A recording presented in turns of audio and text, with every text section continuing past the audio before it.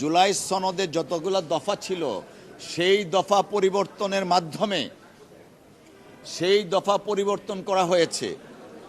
যে কারণে যে পরিবর্তনটা করা হয়েছে সেইটা মোস্ট লাইকলি জামাতের পরামর্শে করা হয়েছে।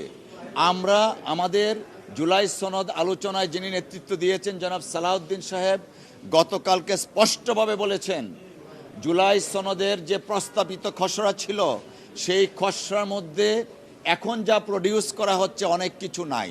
যেহেতু নতুন কিছু সংযোজন করা হয়েছে সেই ব্যাপারে বিএনপির দ্বিমত আছে। জামাতের যিনি আইনজীবী এই কথাটা বলেছেন, উনি সত্যটাকে গোপন করার চেষ্টা করছেন।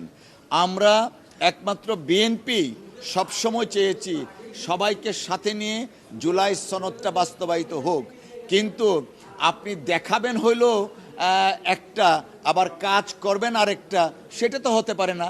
সেটা এই দেশের মানুষ মেনে নেবে না, মেনে নেওয়ার জন্য বিএনপি প্রস্তুত নয়।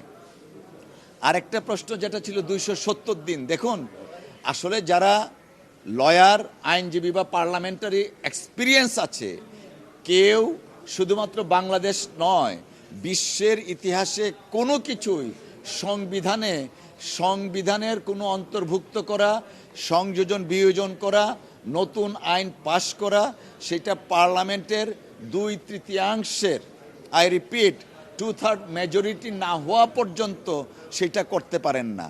যারা বলছেন 270 দিনের মধ্যে অটোমেটিকলি এটা সংবিধানের অংশ হবে, আমার মনে হয় তারা সাংবিধানিক প্রথা এবং পার্লামেন্টারি প্রসিডিউর ব্যাপারে আরেকটু ওয়াকিবহাল হয়ে এই ধরনের কথা বলা উচিত।